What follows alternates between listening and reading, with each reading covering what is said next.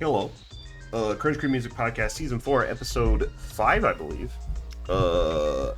Albums for this week are Stranger by Young Lean, Epsilon by Bloodstained Child, and Silence by Mupp.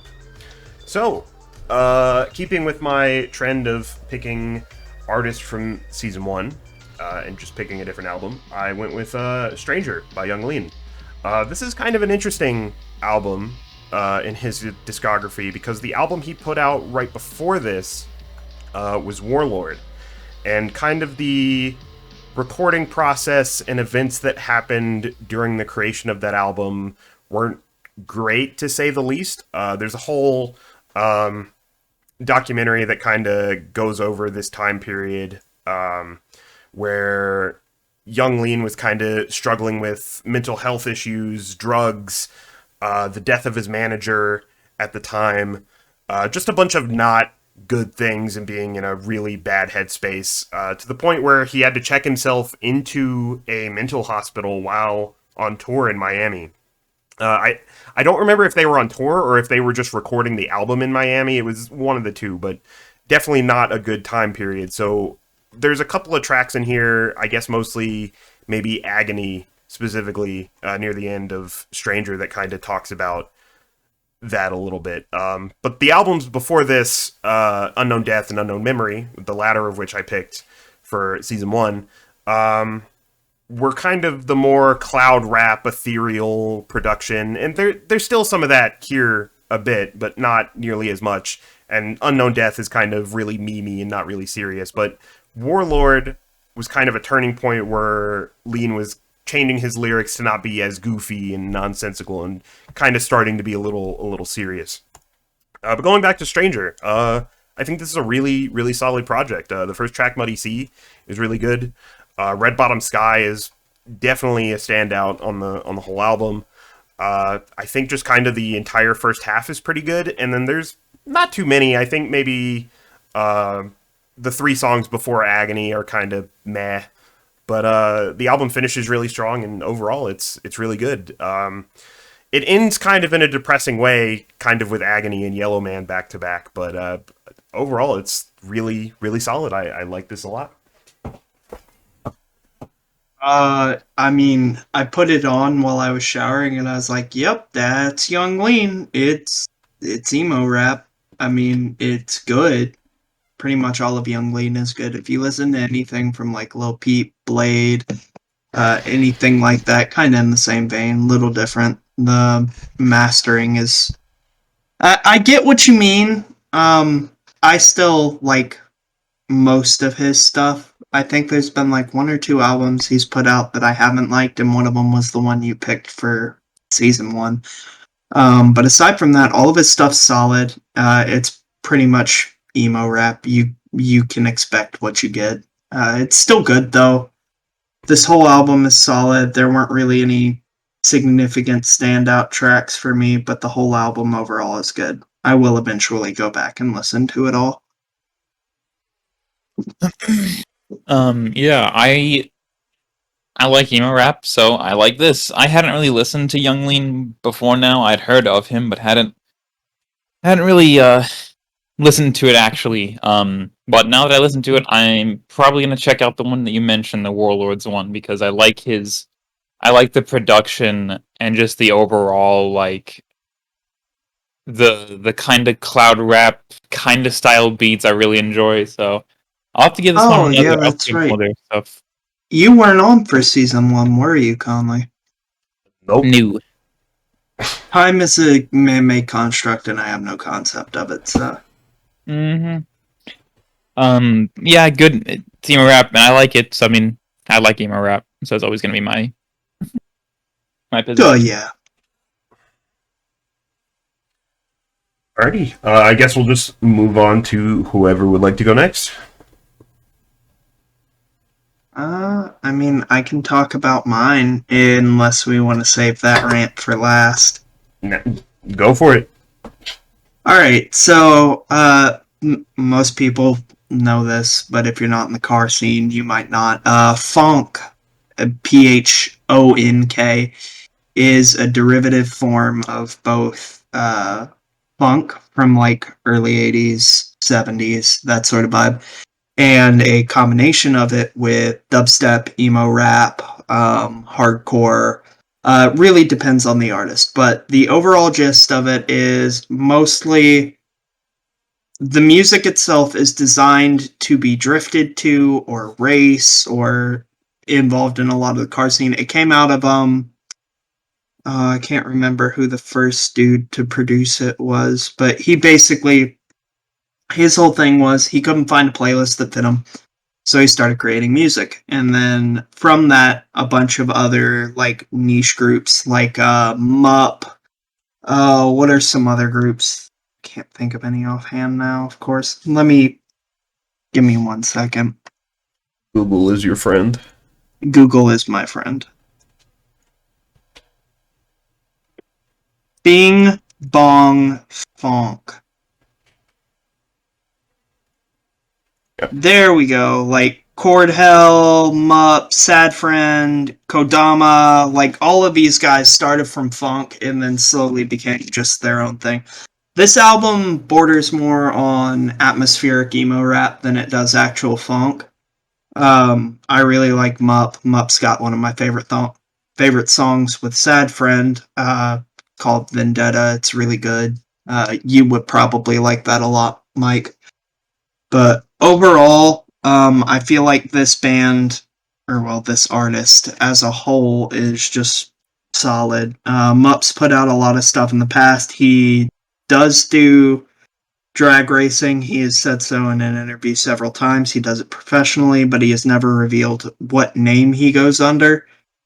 He's a pretty secretive individual, but as far as Silence goes, like most of this album is solid. Chrome, Offline, All Night, Nitrogen, Murder's good, Premonition of Death is good, Mysterious is good. The whole album pretty much is good.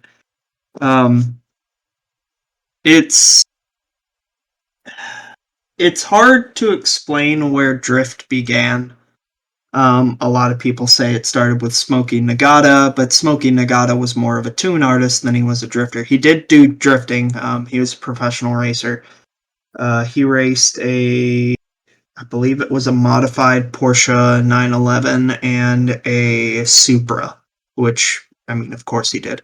He's had several cars over the years, but most of them are like A86s, which if you've ever seen Initial D, that's the main character's car is a Toyota A86. I have my dream car, which I will never be able to afford because people are idiots and believe it's worth $95,000. But that rant aside, funk is pretty derivative stuff like Earth, Wind, and Fire mashed with Skrillex is the best way to explain it. It's a very underappreciated genre. There aren't many artists in it now. It's still developing.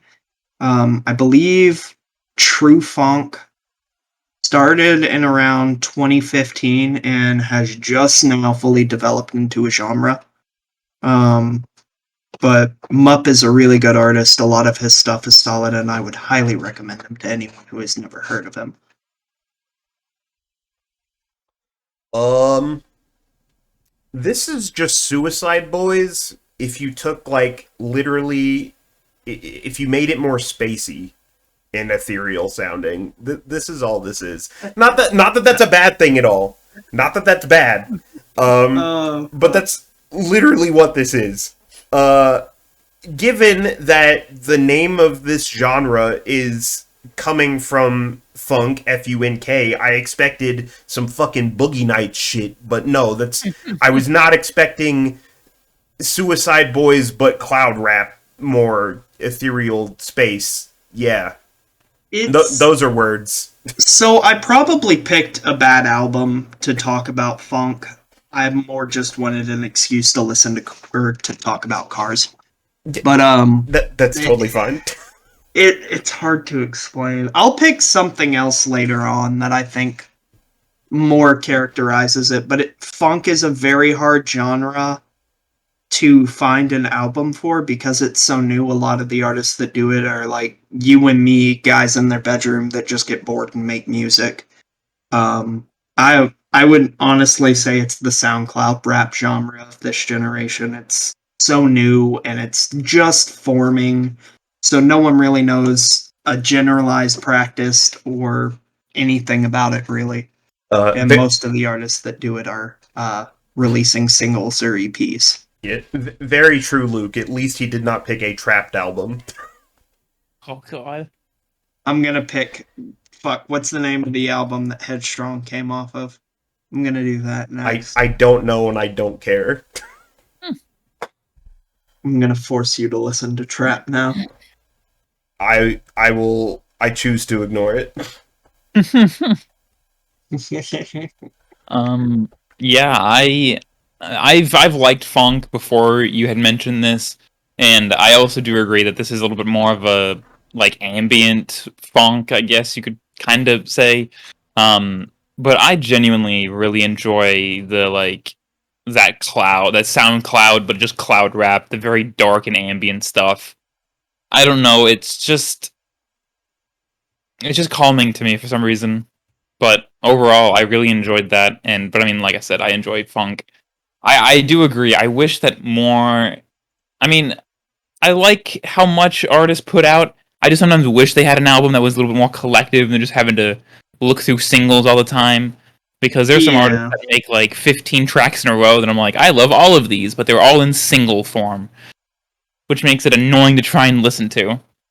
Yeah, But but you see what I'm saying, but it's not easy to find an album of this stuff. yeah, it's not really yeah, they're not right now. It's not really much of an album genre. It's still very much singles and remixes and stuff. But overall, I still like it a lot. Uh, All right. well, I guess we'll talk about yours. I guess that finishes up with mine. I picked Bloodstained Child, and I guess when I said that it was Japanese melodic death metal, I should have been more specific, and that's more like Japanese melodic trance death metal. Because this is a band that incorporates a lot of electronic and specifically more like trance themes. Yeah.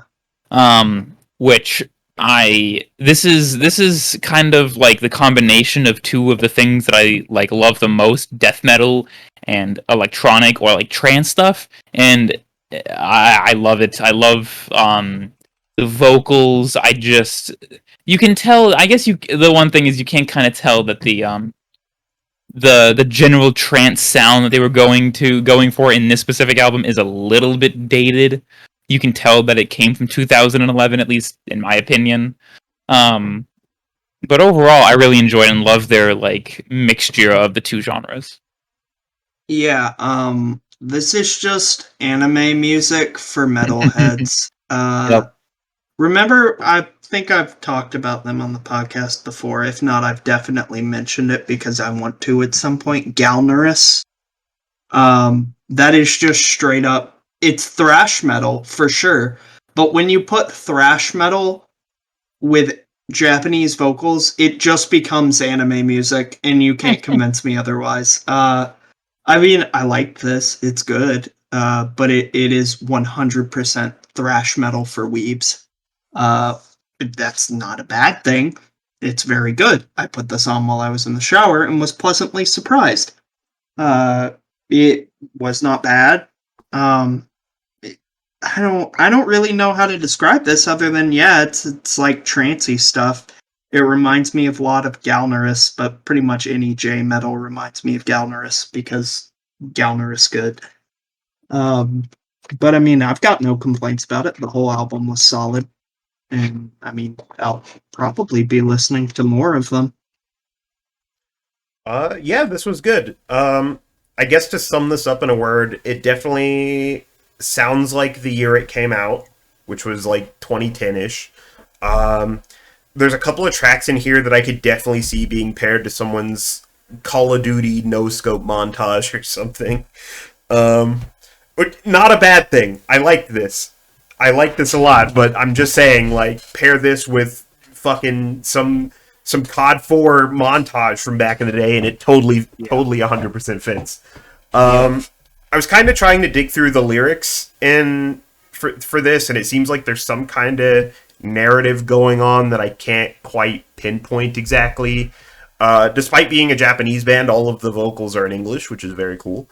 Yeah, like overall, this is like really solid. I like this a lot. If you're into kind of trancey stuff paired with metal, which it works here. I know that electronics with metal is kind of hit or miss sometimes, but this is an instance where it definitely works for sure. Mm-hmm. I'm convinced Mike just bashed Amranathi now because it wasn't Japanese in origin. What? When I picked Amranathi, you said it just sounded like generic radio pop or radio pop metal. Oh, I don't recall this, but I will take your word for it. That's probably something I said. And I was like, oh, okay. But Conley picks something with a similar sound, but because it's from Japan, Mike's all over it. Sounds to me like you're just a weeb. That's totally the reason I am 100% a weeb. 100%. 1000%. Alright.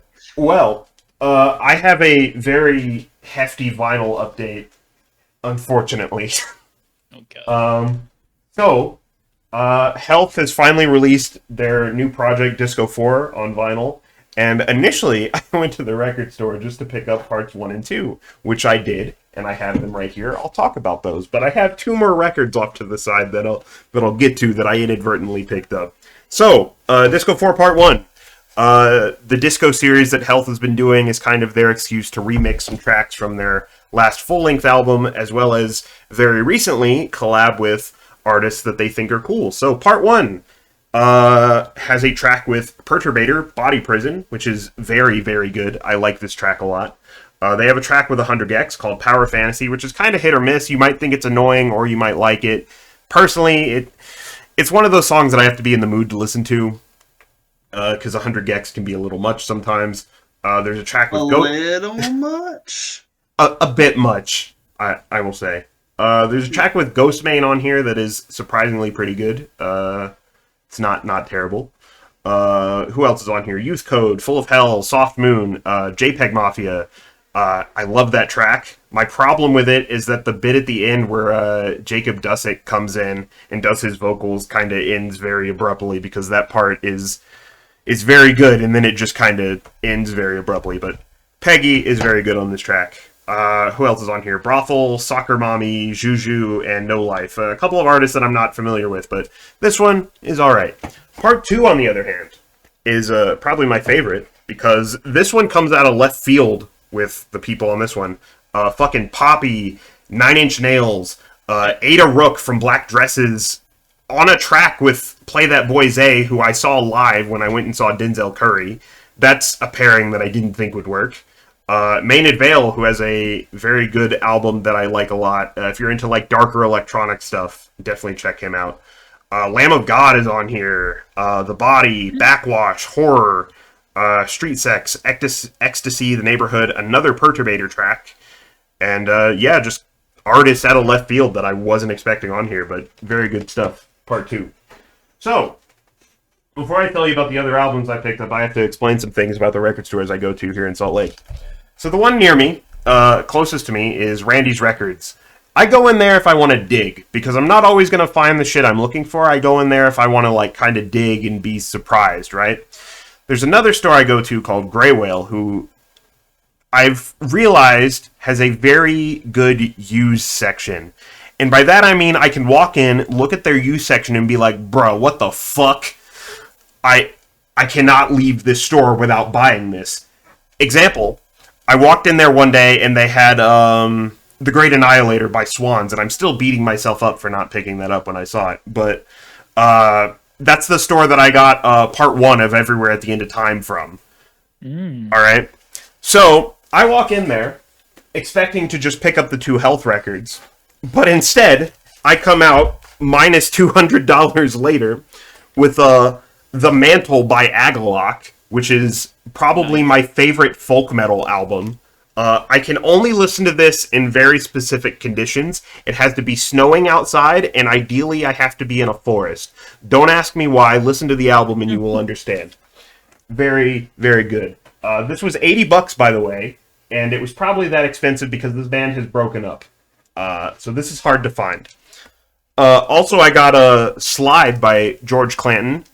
He used to make music under the name Esprit. He did a bunch of vaporwave stuff that I think is really cool. And then he made a label called 100% Electronica. He does a vaporwave festival every year called 100% Electronicon in New York. This is a very good album. Very chill, very aesthetic. I've been meaning to talk about this at some point, but I actually need to pull this out because the disc of this is very cool. It's fucking like black with these blue splatters on it. It's pretty neat. But yeah, that's the shit I picked up that cost me like $180. I have a terrible impulse purchase to talk about. That said, I now have over 100 records in my collection officially. Nice, Jesus. nice. I have a terrible impulse purchase to talk about, although mine is alive. So I bought a tarantula. Yeah.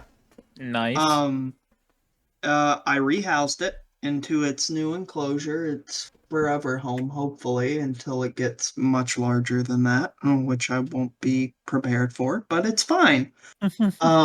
I got I can't remember the scientific name, but I got a curly hair. Sweet fucking spider, like nice as hell. I can handle it. I let it. When I was rehousing it, it literally only kicked hairs once, and I was prodding it with a paintbrush.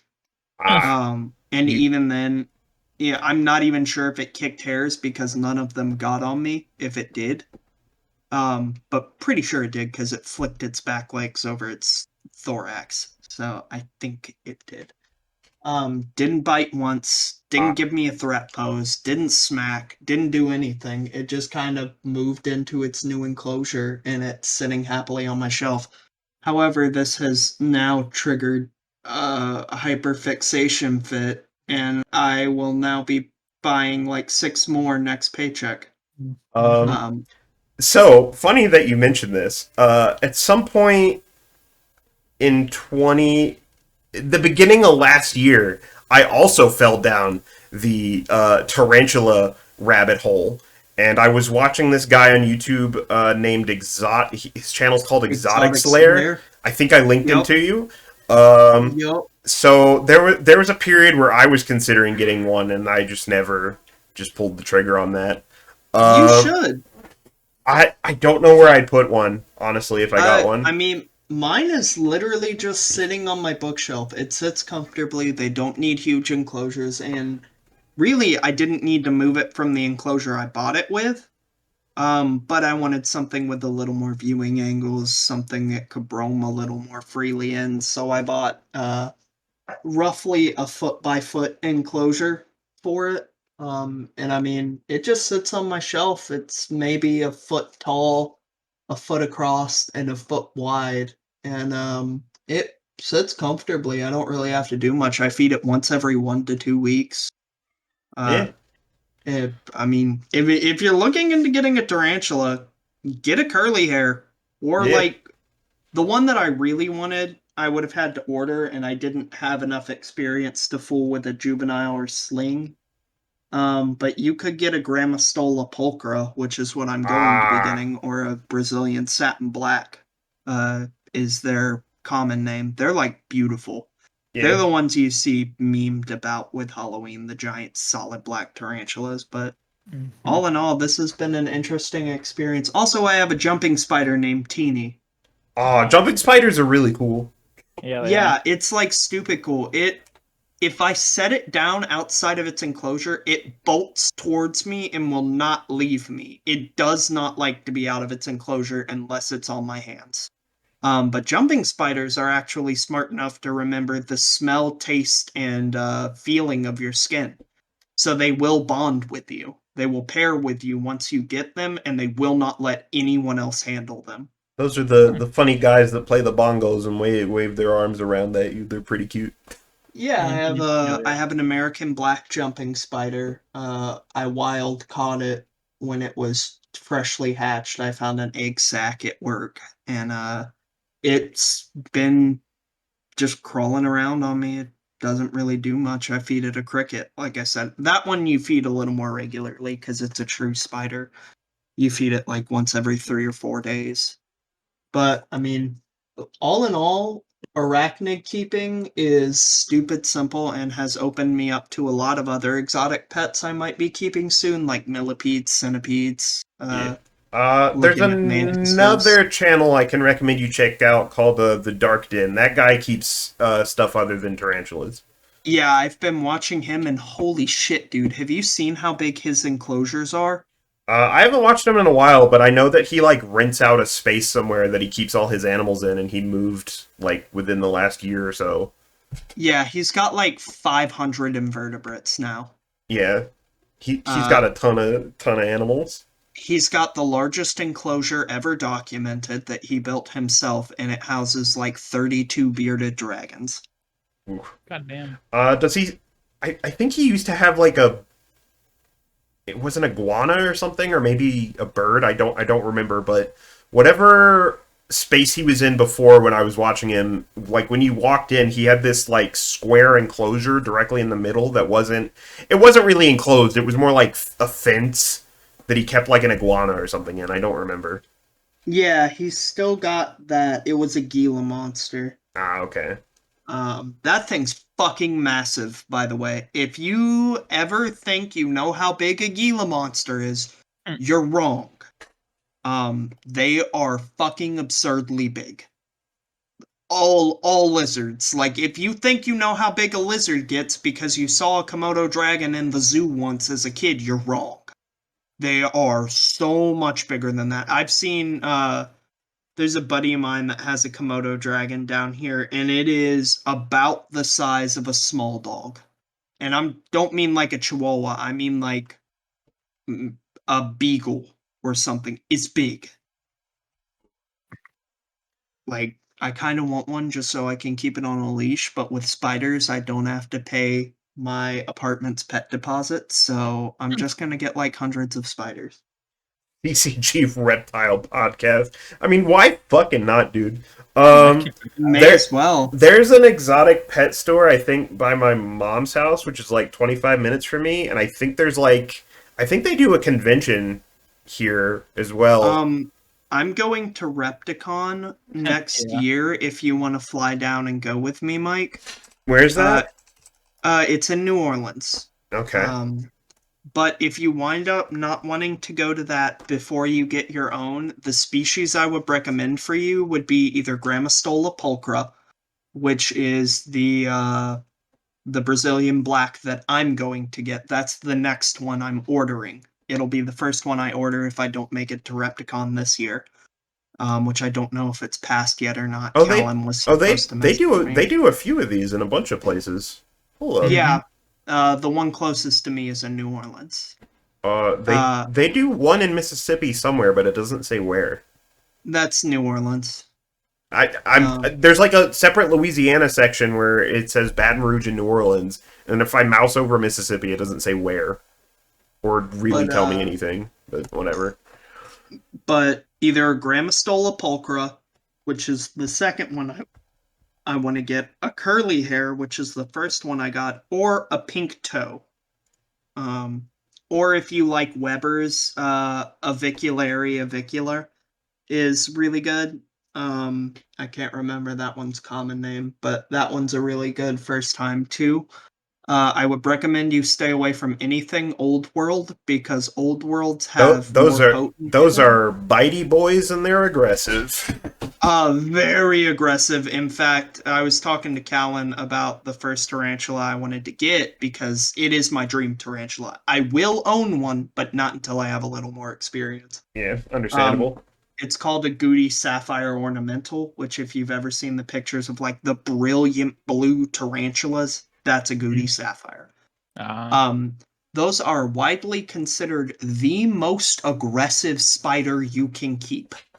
Uh, and I was talking to Callan about it, and I knew quite a bit about sapphire ornamentals because I've always wanted one.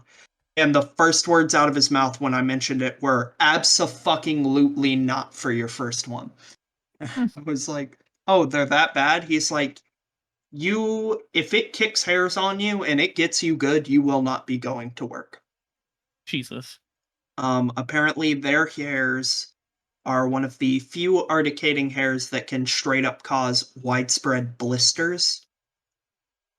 Oof. So if they kick them on you, normally urticating hairs are just like fiberglass. They itch. I mean, that's really it. Sometimes if you have an adverse reaction or an allergic reaction, you'll blister, but almost never.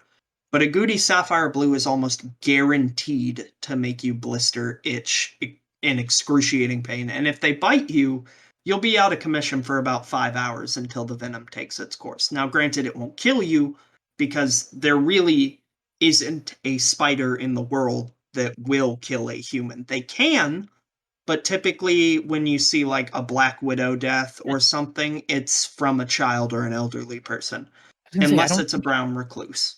I don't think there's been a recorded death from a Black Widow in North America In in 30 years. 30 plus years. Yeah. And the last person that died from it was, I believe, a 7-year-old that found a nest of them Oh yeah, that will do it.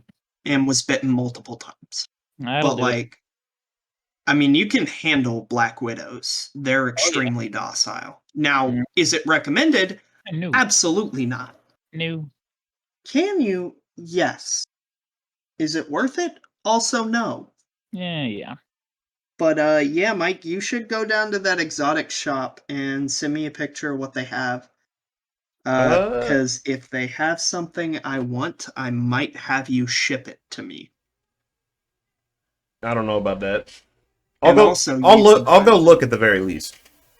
Yeah, you should go look. I've If been in there. you're I've been in there at least once, so I kind of know the layout of the store and what they if have. you're on the fence about a tarantula and don't know if you want to make that kind of a commitment yet, get a millipede or a centipede. They're a little more venomous depending on which one you get, but their bites are even fewer and they are excessively easy to care for. Basically the same care routine as a tarantula, except, you have to keep the enclosure misted a little more. But you almost never have to rehome them after you put them in one.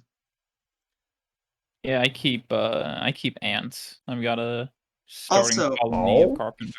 that's cool. Yeah. Mike, question. Uh-huh. Were you were you playing the game with like Cameron or something when you found out about my spider? I haven't talked to Cameron in years. Cuz I got a random message from a number I don't recognize and it was telling me about their tarantula. No. I don't know anyone with a tarantula other than you. Weird. It's a 228 number, so I figured it would be you. Uh, no. Huh. That's very strange. It is very strange. Because I don't recognize this number and it's not in my contacts. It was a ghost. I don't know. It is the mystery tarantula wisdom hotline. I guess.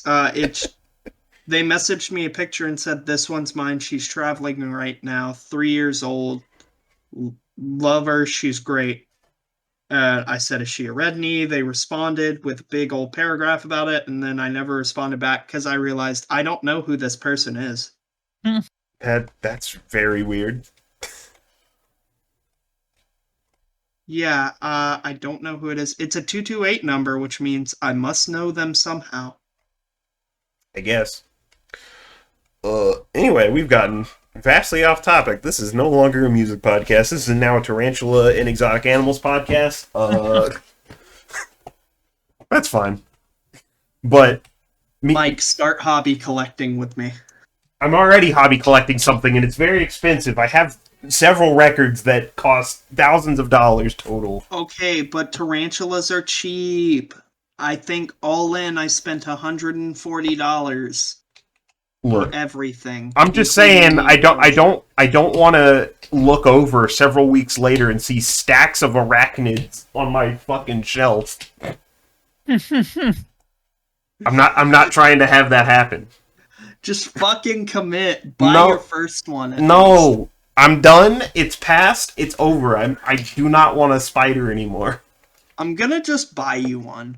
Oh my god. Please no. All I'm right. gonna ship Look, you a Brazilian black. do not ship a spider to me. Mike's just gonna be like, well, fuck, guess I gotta take care of this Because now. you know And what? then I'm it gonna will forget start. about it, and then I'm just gonna see in my fucking USPS informed delivery that I have a package coming, and I'll be like, "Huh, I didn't order anything," and then it says that it's from you, and I'll be like, "Oh, what did Steven send me?" And I'm gonna open it, and there's gonna be a big hairy friend in there that I wasn't expecting. Surprise, motherfucker, you're into exotics now. I Buy a lizard or something. don't want a lizard. Buy something. I need someone else to talk about this with. No. I do not want the hairy boy, the hairy lad. I'm But good. he's a big fuzzy spider puppy. I'm good. Get a spider. No. They're cool. Conley, get a spider. They're cool, but I don't want one. Yes, I'm sure. What'd you say, Conley? I said I have ants. That's enough for now. No, get a spider. You gotta get more exotics. More. I have one colony that I need to fucking get through. Maybe. Oh shit. Anyway, can we pick albums now? Yeah, I Oh would yeah, please. I have one that I would be genuinely surprised if both you and Conley don't fucking love. Bet. Okay. I have an album that I feel like you guys are gonna fucking hate. I don't like that. Uh, I'm not doing it well. Okay, I mean I'm kind of doing it because it's funny. Okay. How much? How have you guys like watched Naruto all the way through? Yeah. Oh, okay, cool. Well, this album has. It's an album that was done almost completely by the voice actor of Sasuke. Oh god, it's gonna be edgy. The English It's- voice actor, the Japanese Yes. voice actor. Oh The first. no. And they also got a couple of the other characters, voice actors as well. And It's I just gonna be called The Edge of the Leaf. okay. This man's name is Yuri Lowenthal. Mhm. I have not watched the English dub because I'm better than that. So So yet again, so I don't know who this is. Another band that might get me TTS'd for saying the name of. But this one's It'll get you text to speech. Excuse me. You mean TOS? TOS. That. So, have either of you ever heard of psychedelic porn crumpets? I can't say that I have. No. Maybe. So I'm just gonna share the album. The name of the album is High Visceral, but I will post this in Discord. Yeah. I would be genuinely concerned if y'all don't like this, because this is like right up. It reminds me of oh, what was the name of the band? Animals as Leaders. Ooh, okay. I think you'll like this one, Conley, and I think Mike will like it too. We shall see. So my pick, just looking back at season 1, I've already done several Devin Townsend albums at this point, so I'll spare you. We'll skip that one. So I will pick another Block Party album. The question is which one, because there's only like 2 others that I really like other than their first one. I guess we'll go with... Fuck, I don't know which one. We'll go with 4. I'll pick 4. That one works. Hold up. Okay.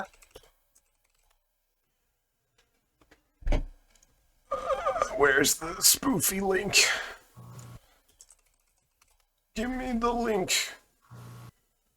There it is, I have found it. I'll paste link. Why did you turn into fucking Old Man Jenkins? I have put the link in the Discord. Hey guys, y'all wanna play Minecraft? Mike, you're 98 years old. It's a little... Don't you think you're a little old to be playing that? I gotta Hell play the no. craft! If you don't play the craft, you don't get the shaft, motherfucker. Actually, it's funny you mentioned it. You want to play Minecraft after this? I mean, I'm down. Alright, I gotta turn the server on. Let me wash my face, because I just did a mask. But yeah, I'm down. Alright, cool. Well, that's albums. I got nothing else, so if you guys got nothing else, we can call it done.